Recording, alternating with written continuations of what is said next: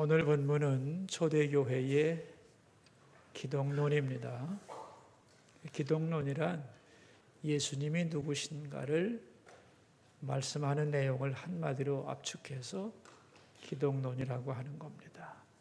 예수님이 누구시고 어떤 일을 하셨고 우리와 어떤 관계가 있고 이런 것들을 다 설명하는 것이 기독론이죠.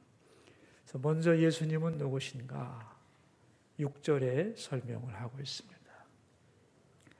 자, 우리 6절 한번 더 읽어봐야겠네요. 그는 근본 하나님의 본체시다 그랬어요. 하나님과 본체다. 이 본체라는 말은 똑같다는 거죠. 질적으로 같다. 그러니까 하나님 아버지와 예수 그리스도는 동등하다 그런 말이죠.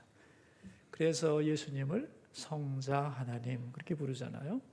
근본 하나님과 동등하다. 그런데 그분이 무슨 일을 하셨는가 하는 거예요. 본질에 대해서 설명했고 그 다음에 무슨 일을 하셨는가 7절입니다. 읽습니다. 오히려 자기를 비워 종의 형체를 가지사 사람들과 같이 되셨고 그분이 하신 일은 자기를 비웠습니다. 자신을 비웠어요. 이 말이 이제 기독론에서 아주 중요한 용어인데 무엇을 비웠냐 하면은 자기 자신을 비웠어요.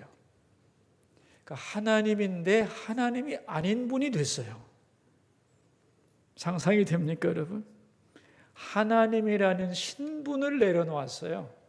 하나님이 그래서 하나님이 아닌 분이 됐어요. 상상이 안 되는 거죠. 하나님이 아닌 분이 됐어요. 이보다 더 큰 희생은 없어요. 이보다 더 큰 포기는 없어요. 하나님으로서의 모든 것, 지혜, 권능, 능력, 존귀 다 내려놨어요. 그리고 생명까지. 그래서 무능해지고 어리석어지고 초라해집니다. 어디까지? 종의 형체를 가졌습니다. 종이 되는 거죠. 그러니까 가장 우리하고는 비교할 수 없는 가장 높은 분이 가장 낮게 된 거죠.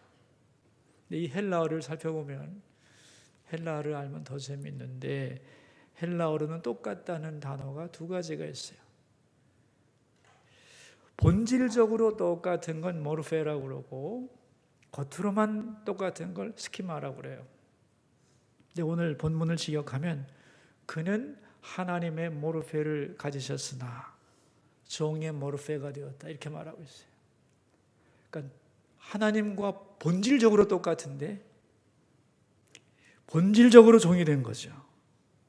그러니까 진짜 종이 되었다는 거예요. 종인 것처럼 쇼를 했다? 아닙니다. 정말 그 마음 깊은 곳에서 진짜 하나님이었는데 진짜 종이 되었다. 사람들과 같이 되셨고 할 때 가치가 스키마예요. 다시 말하면 참되신 하나님으로서 진짜 종이 되어서 사람의 모습으로 오셨다. 그런 얘기예요. 그런데 이 종이 되었는데도 종으로 끝나는 게 아니에요. 가장 초라하게 말구유에 태어나시고 가장 비참하게 십자가에 죽고 그렇게 되는 거죠. 왜 그러냐 하면 그게 하나님 아버지의 뜻이기 때문에 그 십자가에 가장 모순되고 처참하고 그 부끄러운 것까지를 그대로 받아들여서 복종하고 또 복종하고 비우고 또 비우고 권리를 포기하고 또 포기해서 끝까지 낮아져서 마지막에는 가장 비참한 십자가에 죽기까지. 그래서 십자가는 권리 포기의 극치가 되는 거다 그런 말입니다. 그러니까 우리도 많은 사람들이 나를 비웠다 이런 말을 하는데 정말 깨끗이 비운 사람은 없죠. 자기를 비웠다면 반드시 나타나는 현상이 있는데 그게 뭐냐 하면은 낮아져야 돼요. 그리고 복종해야 돼요. 어디까지? 죽기까지. 그게 비우는 거예요. 말로 비웠지만 말로는 다 비웠다고 하는데 낮아지지도 않고 복종하지도 않고 죽지도 않아. 그러면 비운 거 아니에요. 여러분, 이 복종 얘기가 나왔으니까 말인데 이 복종의 공식이 있습니다. 복종의 공식이 있어요. 왜 우리는 이 복종, 순종을 잘 못하느냐? 순종할 때 중요한 것은 뭐냐면 인식의 주체가 누구인가 하는 거예요. 인식의 주체가 누구인가. 이제 이게 히브리적인 것과 헬라적인 것이 아주 다른데 히브리적으로 볼 때에 인간에게 가장 중요한 것은 영성과 인격이에요. 히브리적으로 볼 때는, 성경적으로 볼 때 뭐라고요? 영성과, 그 사람의 영성과 인격이 제일 중요한 거예요. 그 영성과 인격을 위해서 필요한 게 뭐냐면 예배입니다. 그리고 히브리적으로 볼 때는 인식의 주체가 하나님이에요. 그러니까 아브라함이 갈 바를 알지 못하고 갔다. 하나님의 말씀을 따라갔다는 말은 성립하는 거예요. 예배하는 영혼이라면 하나님 앞에서 그 말씀을 받아들일 수 있는 거예요. 그러니까 내 앞에서 어떤 사람이 말하지만 그 뒤에 계신 하나님의 음성을 듣고 인식의 주체이신 하나님 앞에 내가 순종할 수 있는 거예요. 그래서 이 히브리적인 가치에서는 순종이 최고의 가치를 가져요. 왜냐하면 인식의 주체가 하나님이기 때문에. 그래서 예배하면서 순종을 배워가는 거예요. 이게 히브리적 메커니즘이에요. 그러니까 인식의 주체이신 하나님을 예배하면서 순종하면서 걱정하지 않아요. 왜냐하면 인식의 주체가 그분이니까. 헬라적으로는 그렇지가 않아요. 헬라적으로 볼 때 제일 중요한 것은 인간의 지식입니다. 지식이 제일 중요해요. 그러니까 가르치고 토론하는 것이 중요한 거예요. 내가 이해를 해야만 그 다음에 내가 움직이는 거예요. 왜냐하면 인식의 주체가 나이기 때문에. 그렇기 때문에 헬라식으로 말하면 누군가가 나한테 설득을 해야 되고 내가 이해를 해야 되고 판단하는 과정을 거쳐야 하고 예측 가능해야 하고 그래서 이해가 되면 순종해 볼까 하는 거예요. 그래서 헬라적인 시스템에서는 진정한 의미의 순종은 없어요. 이해가 안 되면 순종하지 않아요. 다만 냉철한 판단이 있을 뿐이죠. 그러니까 우리의 성장 과정에서 이 헬라 교육이라고 하는 것이 히브리 교육과 아주 다르기 때문에 알지 못하고 믿는다는 게 쉽지 않아요. 근데 히브리적으로 생각하면 간단한 거예요. 하나님이 원하시는 것은 믿고 순종하는 거예요. 그러면 정확하게 알 수 있는 거예요. 근데 헬라적으로는 이해가 안 되면 절대로 순종을 못하는 거예요. 항상 이 싸움이 우리 가운데 있습니다. 그래서 누가 인식의 주체냐 하는 것을 꼭 기억할 필요가 있어요. 또 하나 우리는 작은 건 순종하고 큰 건 순종하지 못한다 그러는데 천만의 말씀이에요. 순종의 크기가 문제가 아니라 누구에게 순종하느냐가 중요한 거예요. 누구에게 순종하는가가 결정되면 큰 것도 순종하고 작은 것도 순종하게 돼 있어요. 그러니까 내가 이게 너무 커서 순종 못한다가 아니라 내가 순종하는 대상이 누구인가를 정확하게 기억해야 돼요. 왜냐하면 그분을 확실히 믿는다면 큰 것도 순종하고 작은 것도 순종하게 돼 있어요. 그러니까 히브리적 개념에서는 큰 건 순종 못하고 작은 건 순종할 수 있다. 이건 있을 수 없는 일이에요. 대상이 분명히 신뢰할 만한 분이라면 작은 것도 순종하고 큰 것도 순종하게 돼 있어요. 예수님은 하나님께 복종합니다. 그 크기가 중요한 게 아니에요. 그래서 죽기까지 순종하는 거예요. 순종의 극치를 보여주는 거예요. 그래서 예수님은 누구신가? 하나님의 본체시다. 무엇을 하셨는가? 자기를 비우셨다. 깨끗하게 권리를 포기했다. 그 결과가 뭐냐? 9절입니다. 읽습니다. 이러므로 하나님이 그를 지극히 높여 모든 이름 위에 뛰어난 이름을 주사. 하나님은 권리를 포기한 예수님에게 가장 높은 이름. 그래서 모든 이름이 그 앞에 무릎을 꿇게 했다. 이게 예수님이시고 예수님이 하신 일이시고 그 일의 결과예요. 그러니까 이 예수님이 하신 일의 그 가장 깊은 곳에 들어있는 게 뭐냐면은 자기를 비웠다는 거예요. 권리를 포기하고 철저히 복종했다는 거예요. 이것이 높아짐의 원리라는 거예요. 높아짐의 원리, 영광의 원리, 승리의 원리라는 거예요. 그러니까 우리 사람들이 살면서 스스로 높아지려 하고 그런 마음이 많잖아요. 그죠? 내가 스스로 높이려고 해서 높아지는 법은 없어요. 하나님이 높여주셔야만 높아지는 거죠. 존경받게 하셔야만 존경받을 수 있는 거예요. 내가 스스로 높아지려면 초라해져요. 그리고 사람들이 겉으로만 존경해주고 속으로는 욕합니다. 진정으로 높아지는 방법은 예수님의 마음을 가질 때만 가능한 거예요. 그래서 하나님이 높여주실 때만 참으로 높임을 받는 거라는 거예요. 이 예수님의 마음과 정반대의 마음이 뭐겠어요? 예수님은 낮아지고 포기하고 또 포기하고 죽기까지 복종하셨는데 이거의 정반대의 마음이 뭐겠어요? 높아지고 싶은 마음이겠죠. 내가 높아지리라. 이게 마귀의 마음이죠. 높아지려는 마음은 누가 넣어주는 거냐면요, 주님이 넣어주는 마음이 아니에요. 사탄이 넣어주는 마음. 사탄의 유혹으로 죄에 빠진 인간이 가장 좋아하는 것이 그래서 높아짐의 방법이에요. 근데 이 방법을 가지고는 망하는 거죠. 구원받을 수 없죠. 그래서 주님은 정반대의 방법을 택하는 거죠. 높아지는 게 아니라 낮아지고, 교만한 게 아니라 겸손해지고, 권리 주장이 아니라 포기하고, 그걸 통해서 구원의 방법을 보여주는 것이죠. 그러니까 여러분, 우리가 이제 이 원리를 이해하시면 되죠. 그렇다면 이제 우리가 그 권리 포기, 낮아짐, 자기 비움을 통하여 구원을 받은 우리가, 예수님의 권리 포기를 통해 구원받은 우리가 예수님을 섬기고 따라가는 방법이 뭐냐? 이거죠.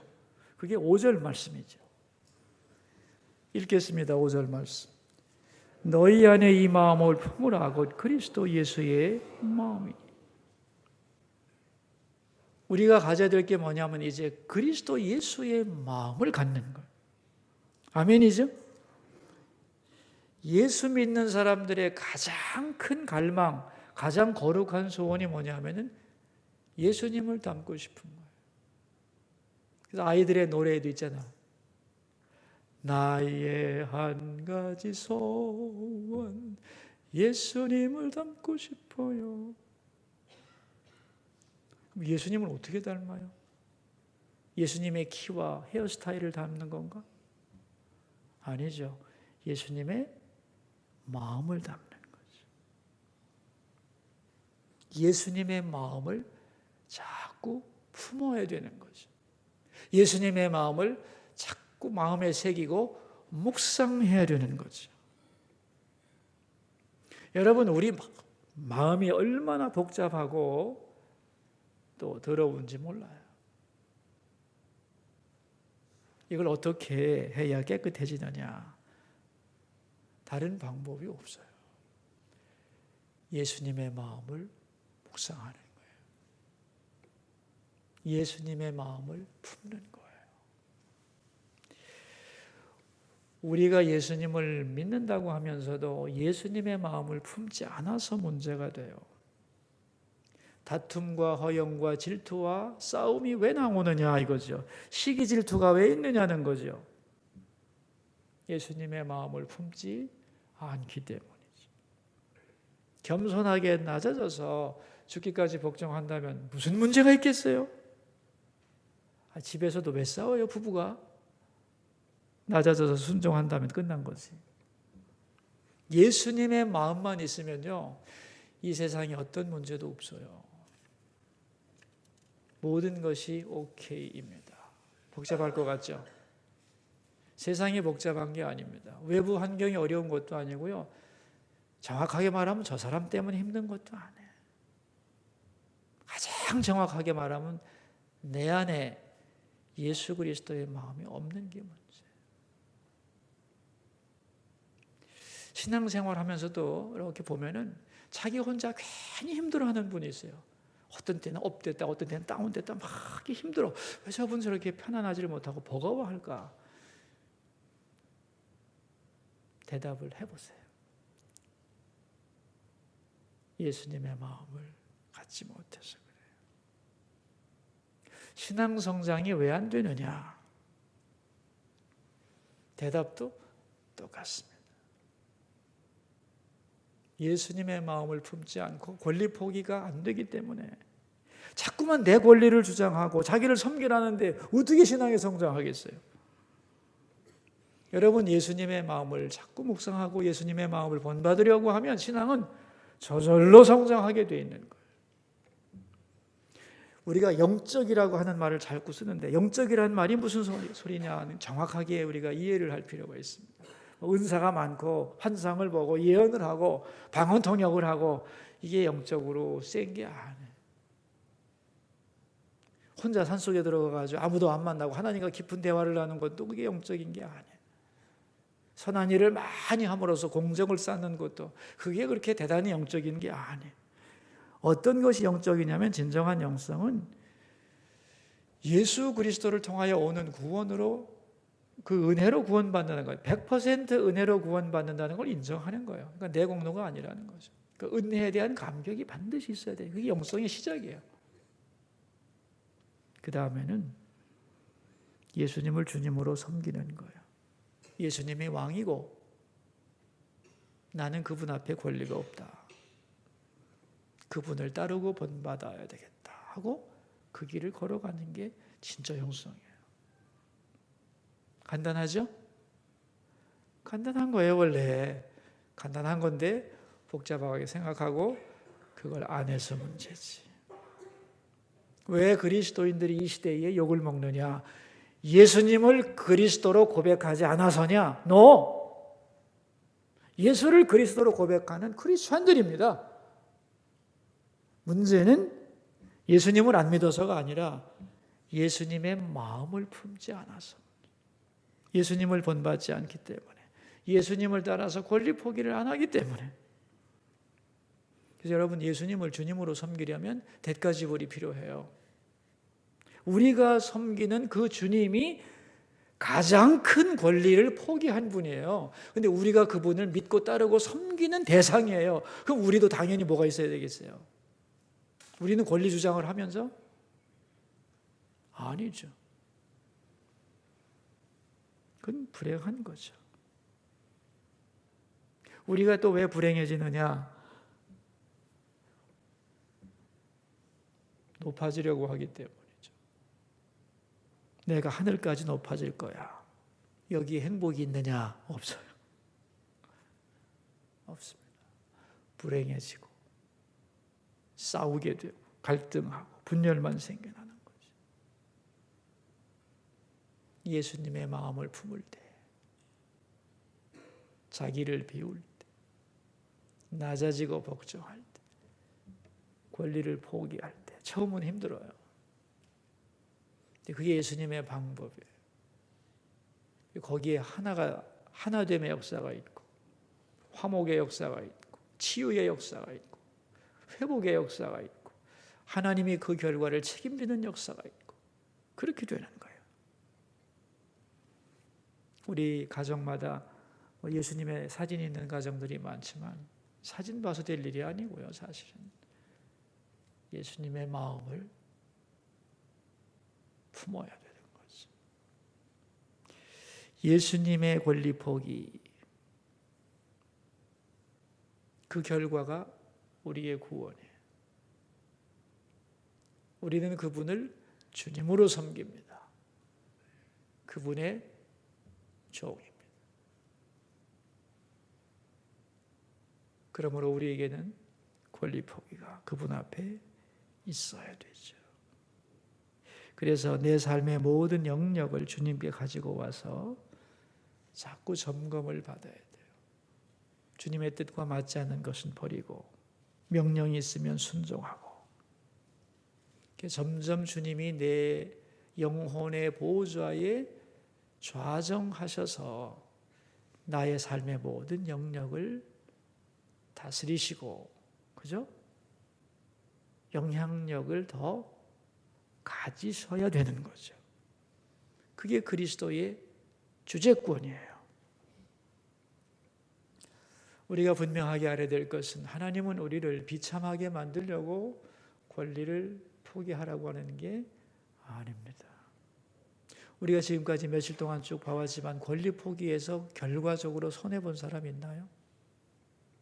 아무도 없어요. 진정한 영광과 승리를 주려는 것이 하나님의 뜻입니다. 우리 삶의 모든 문제는 아주 간단합니다.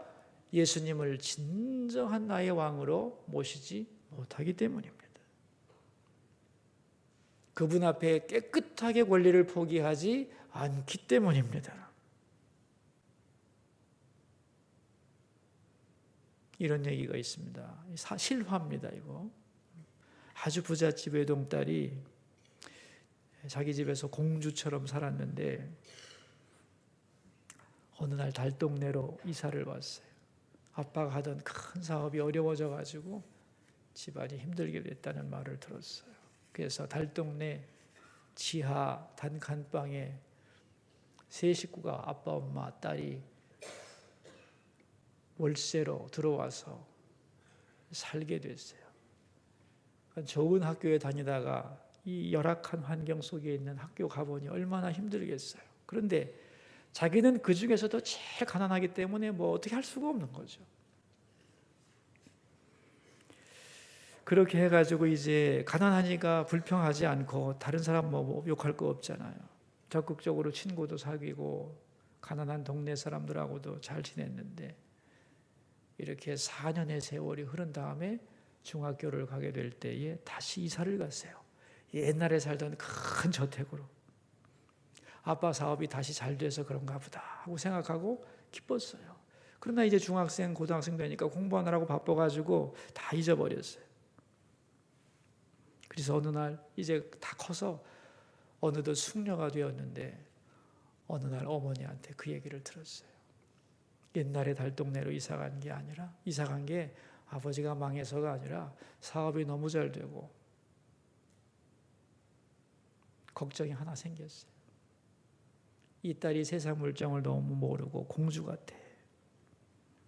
다른 사람 알기를 우습게 알고 어떻게 하면 이 아이를 제대로 키울 수가 있을까? 모든 사람하고 잘 지내게 할 수 있을까? 가난한 사람 무시하지 않고 부자들과도 자연스럽게 어울리는 올바른 인격을 만들 수 있을까? 걱정하다가 부모가 결심을 한 거예요. 달동네로 가서 살자. 일부러 그렇게 했다는 걸 깨닫게 됐어요. 그 결과 자기는 정말 엄청난 부잣집 딸인데도 불구하고 가난한 사람과 스스럼 없이 지내고 부자들과도 원만하게 지내는 성격을 가지게 되었다.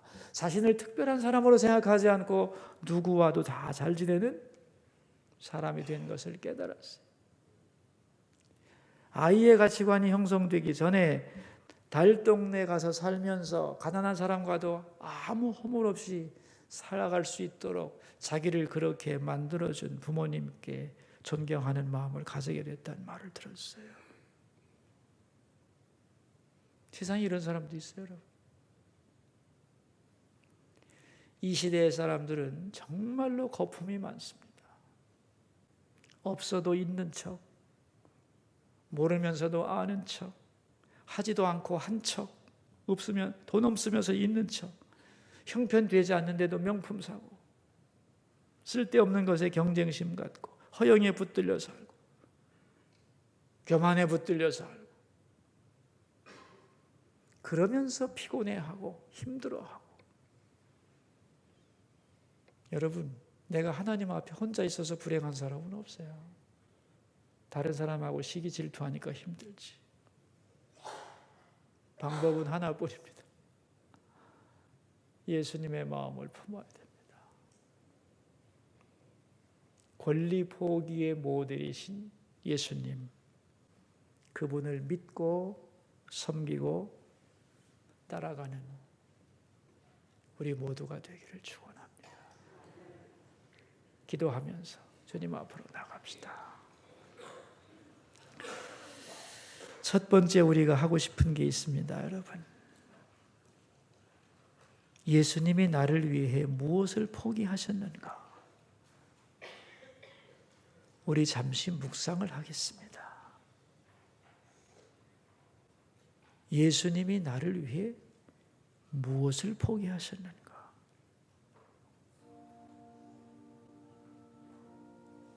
예수님은 나를 위해 무엇을 포기하셨는가?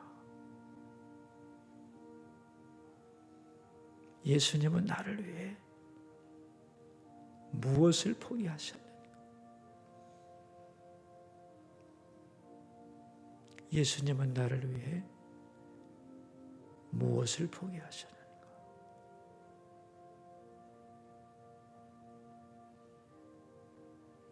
예수님은 나를 위해 무엇을 포기하셨는가?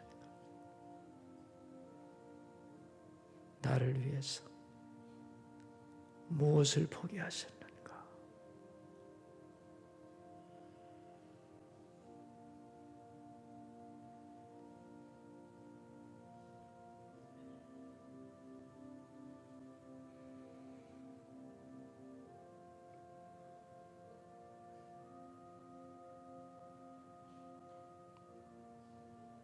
두 번째 생각하고 싶은 게 있습니다.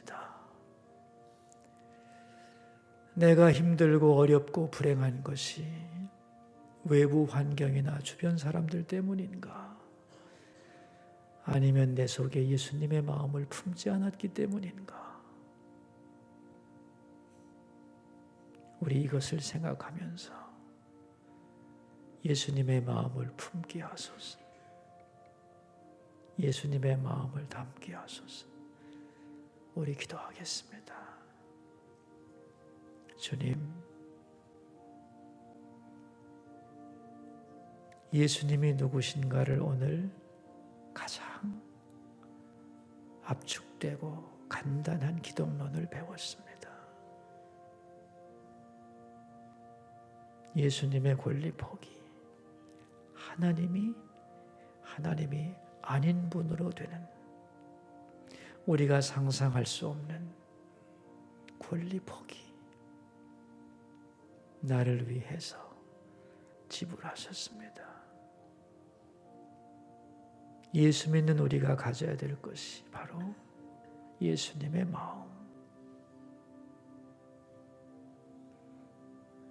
주님, 이것이 없어서 우리는 너무 힘들고 너무 많은 괴로움을 당합니다. 그러면서 다른 사람 때문이라고, 외부 환경 때문이라고 그렇게 손가락질합니다. 아닙니다, 주님. 우리들 속에 그리스도 예수의 마음이 없기 때문에 그리스도 예수의 마음을 품지 않기에 그 마음을 묵상하고 닮아가려고 애쓰지 않기에 힘든 것임을 알게 해 주소서. 정말 우리가 이것도 원하고 저것도 원하고 필요한 것도 많지만 예수님의 마음을 품는, 주님의 마음을 갈망하는 우리가 되게 해 주소서.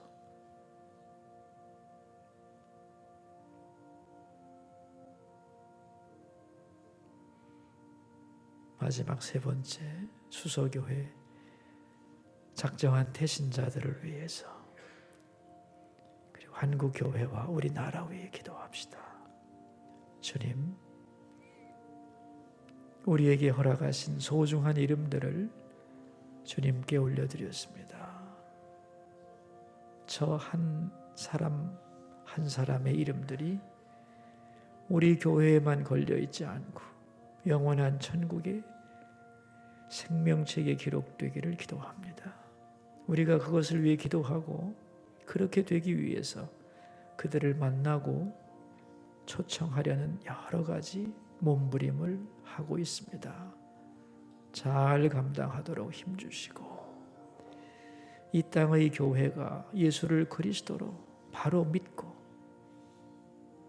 그리스도 예수의 마음을 품고 그것을 가르치고 진리 위에 설 수 있도록 도와주소서. 예배를 통하여 우리의 인격과 영성이 변해가고 주체이신 하나님을 향하여 순종을 배워가는 성도들이 되기를 기도합니다. 우리나라 위험하고 불안합니다. 좋은 지도자를 보내주시고 이 나라에 참으로 병거와 방패가 되어주소서.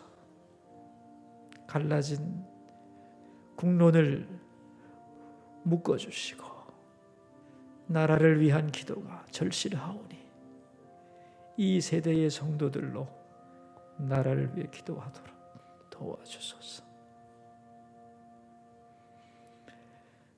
근본 하나님의 본체시지만 하나님과 동등됨을 취할 것으로 여기지 아니하시고 자기를 비우고 또 비우고 포기하고 또 포기하여 우리를 위해 십자가에 죽으신 주님, 우리가 그분을 주님으로 믿고 따르면서 우리는 권리를 포기하지 않으려는 이상한 사람들이 되었습니다. 신앙 성장의 방법이며 행복해지는 방법이며 참으로 높아지는 방법이며 하나님께 영광 돌리는 방법이며 승리의 방법인 권리 포기를 알고 배워가게 하옵소서. 그리스도 예수의 마음을 품게 해주소서. 그 마음을 품고 살아갈 때 결과를 하나님이 책임지실 것을 믿고 나가게 해주소서. 예수님 존귀하신 이름으로 기도하옵나이다.